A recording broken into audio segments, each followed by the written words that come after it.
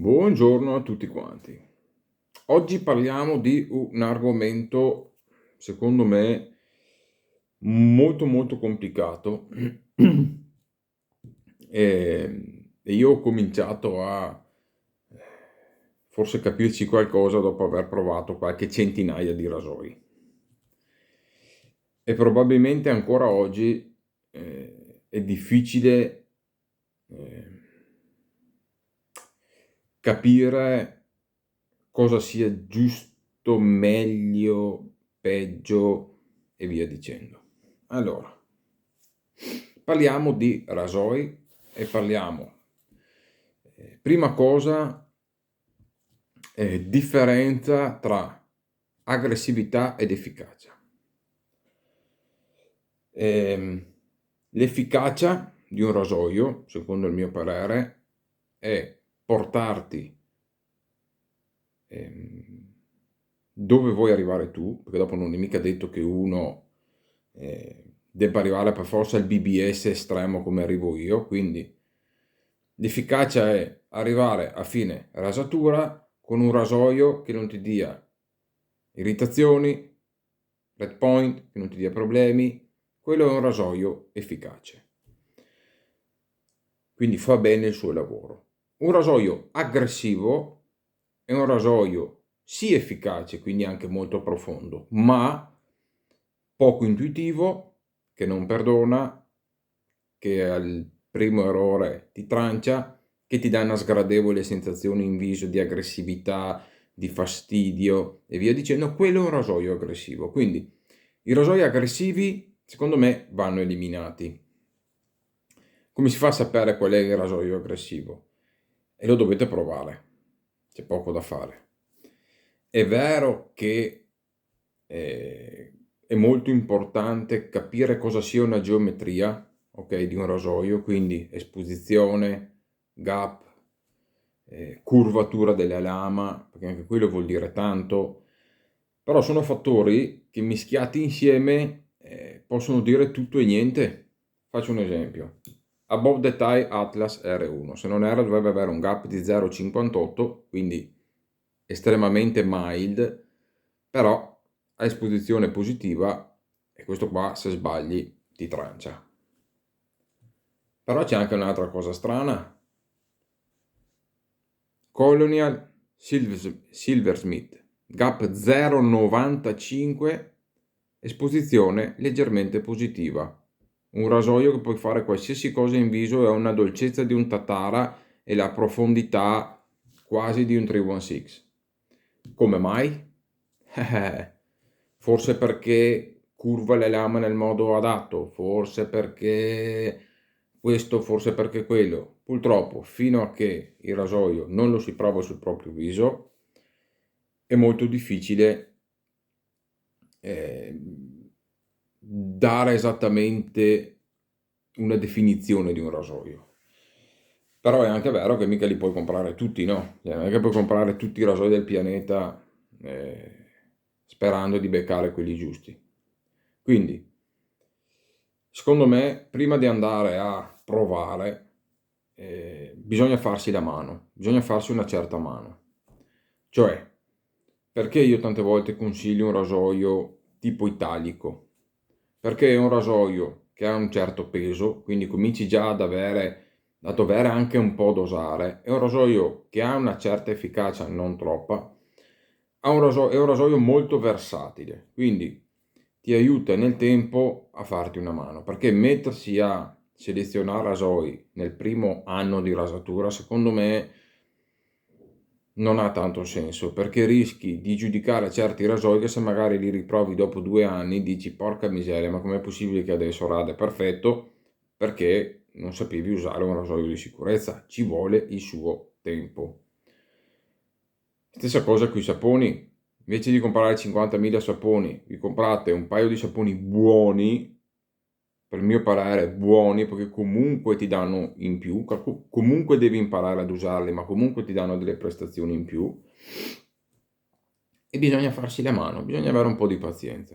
Ok, ci sta che nella voglia magari ti prendi un paio di saponi o provi un paio di rasoi così, però una cosa ad esempio importantissima, in molti casi non è solo il rasoio, perché io posso, a parte questo che è veramente incredibile, ma lasciamo stare, non è neanche più in produzione, questo rasoio qua può essere il rasoio migliore del mondo se ci monti una lama che sul tuo viso va bene, può essere il peggior rasoio del mondo se ci metti una lama che sul tuo viso va male, perché alla fine è vero che la geometria, l'esposizione, il tipo di rasoio fa tanto, ma che dopo taglia è la lama che ci metti dentro.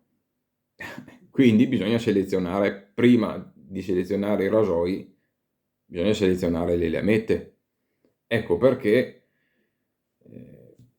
tanto bisogna capire cosa vogliamo. Se vogliamo una rasatura giornaliera in BBS, ok, bisogna selezionare le lamette.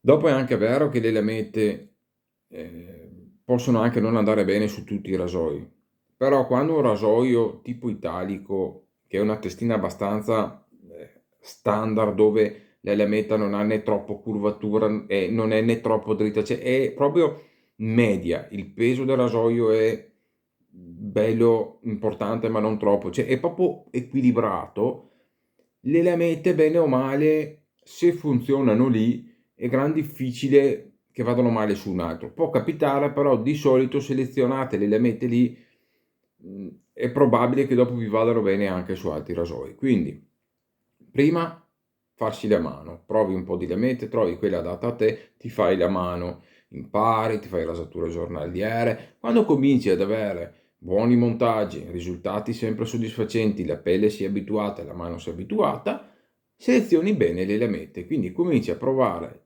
tante lamette, le provi, le riprovi, le strariprovi. Io sono andato avanti mesi e mesi, BBS giornalieri e via dicendo, sempre con lo stesso rasoio, stesso sapone, via giù, per provare, o comunque saponi performati per capire quali erano le lamette che andavano bene a me. Ne ho selezionato una decina su più di 170-180 lamette. Tra quella decina lì alla fine adesso ne uso sempre le solite 2-3. Perché? Perché so che quelle lamette lì mi vanno bene, bene o male su tutti i rasoi che ho. Dopo, cosa c'è? Cioè, ragionando così uno dice, ma allora scusa un attimo, io mi prendo il mio italico e sono a posto tutta la vita, no? Sì, è vero, sei a posto tutta la vita perché non hai bisogno di altro. Ma di cosa vive anche la rasatura? Vive di sensazioni, no? Perché non usiamo un chilo di Vitos che comunque funziona bene tutta la vita? Perché continuiamo a comprare saponi, prendiamo perché una passione ci trasmette emozioni, ok? Quindi se io uso sempre lo stesso sapone e sempre lo stesso rasoio, ho sempre la stessa emozione tutti i giorni, no? Quando invece io cambio rasoio, cambio sapone, cambio profumazione, cambio qualcosa, mi crea un'emozione diversa. Ecco perché è bello cambiare. Quindi, rasoio efficace o rasoio dolce, rasoio mezza via o rasoio così o colà. Allora, all'inizio ho guardato di scegliere rasoi che mi diano solo comfort. Perché? Perché avevo bisogno, senza spendere troppo, senza spendere tanti soldi, anche rasoi semplici. Provarli, trovare rasoi semplici che funzionino bene. Ok, c'è chi si trova bene qui, Mercure, con i Miele, 20-30 euro di rasoi, con calma. Ci si fa la mano, si prova, si vive nel comfort, si abitua alla pelle e via dicendo. Dopodiché, quando si è arrivato a un certo punto della rasatura in cui cominciate ad avere una buona mano, cominciate anche a comprare magari saponi di un certo livello che quindi vi diano una buona protezione, una buona scorrevolezza, vi dà un buon post rasatura, cioè performanti, allora ci si può permettere anche di godersi certe rasature ehm, che un sapone da 1 euro non ti può dare, no?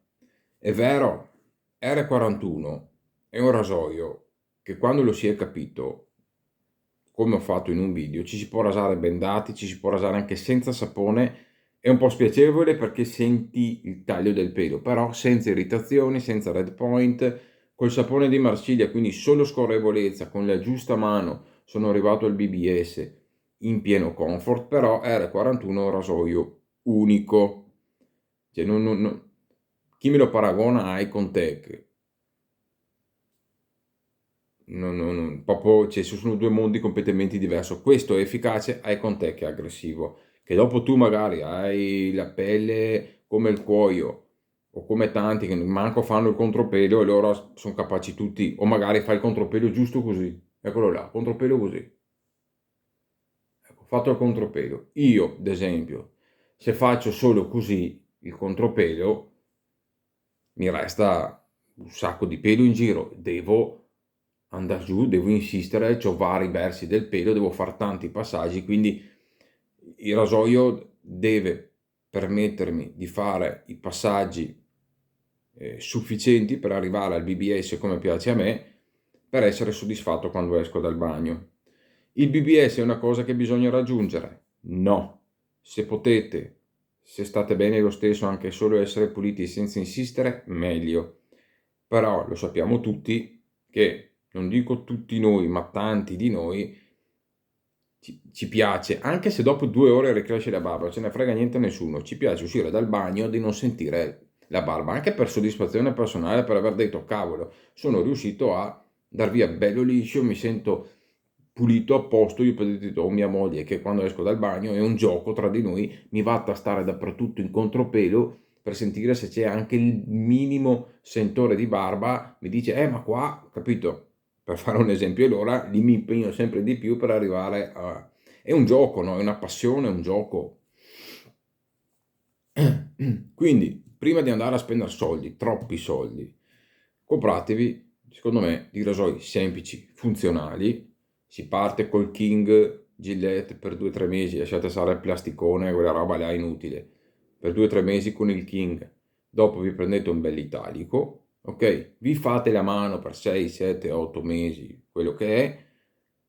Dopo si può passare anche a R41 senza nessun problema, o una mezza via, prendete un Game Changer 068, un Game Changer 084, un 316, un R41, 2-3 rasoi che coprano bene o male tutte le sensazioni di taglio, quindi dal più dolce al più aggressivo.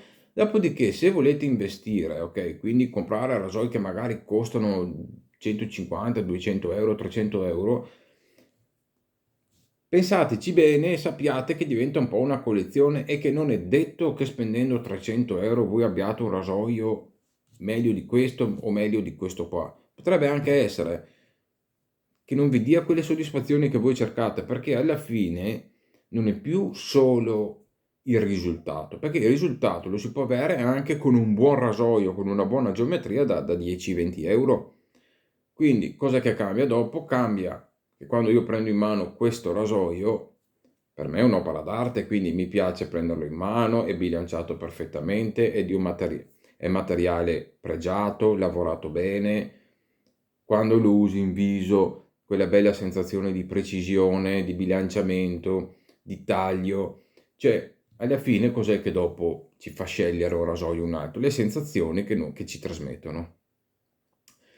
E quindi, in base alle vostre esigenze, logicamente, il rasoio all'inizio deve essere solo, secondo me, comfort, portare alla fine la rasatura senza avere problemi e farsi la mano, abituare la pelle e via dicendo. E dopodiché si sceglie anche ad emozione. Ad esempio, per me il 316 è quasi al limite come rasoio sulla mia pelle.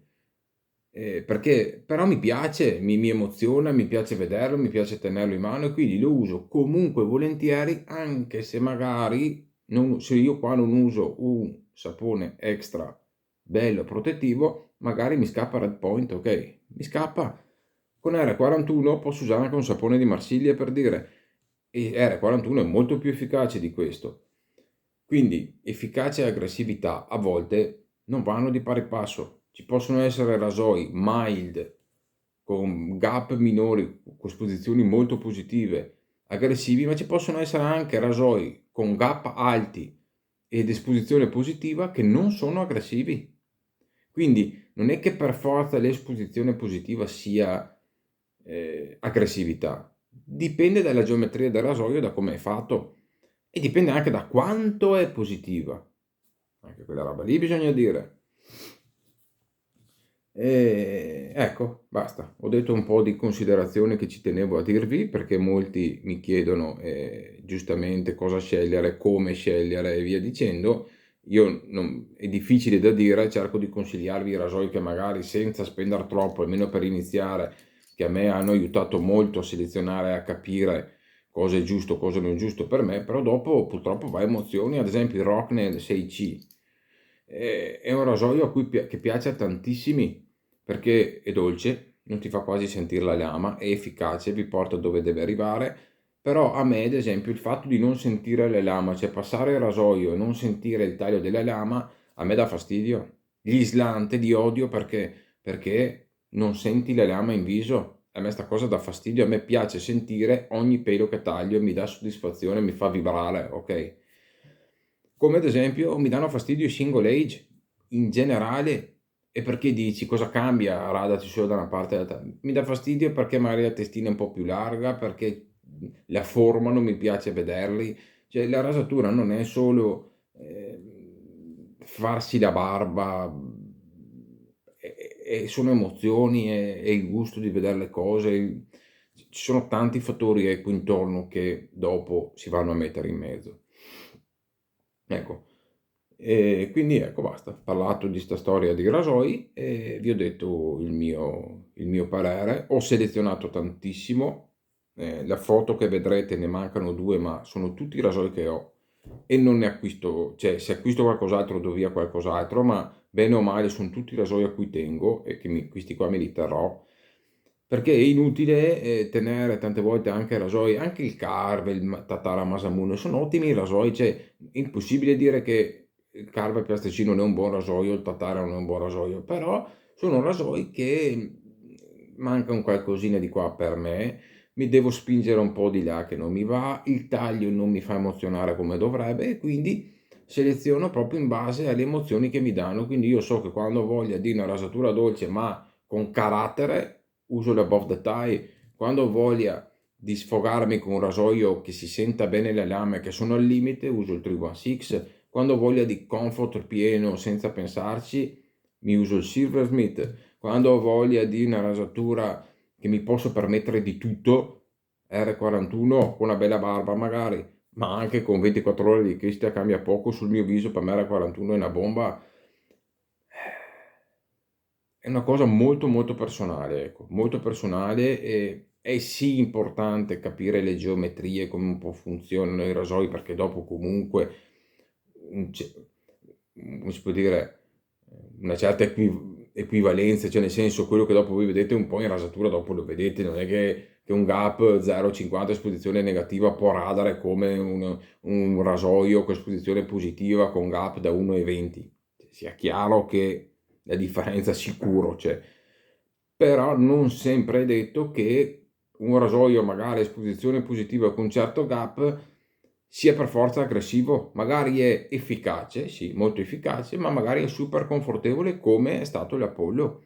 Io con l'Apollo Light, entrambi con esposizione positiva, piastra da 0,50 e da 0,80, 85, io con la piastra 0,85 ho trovato molto più comfort di taglio, ho trovato più profondità, più precisione, meno passate e più comfort. A fine rasatura mi è andata meglio, mi è piaciuto di più, l'ho provato più volte e per me la piastra 2 è meglio dell'altra, capito? Quindi non sempre quello che uno pensa sia meglio lo è dopo in realtà, bisogna provare, purtroppo, provare e dopo si sceglie, ecco, in base ai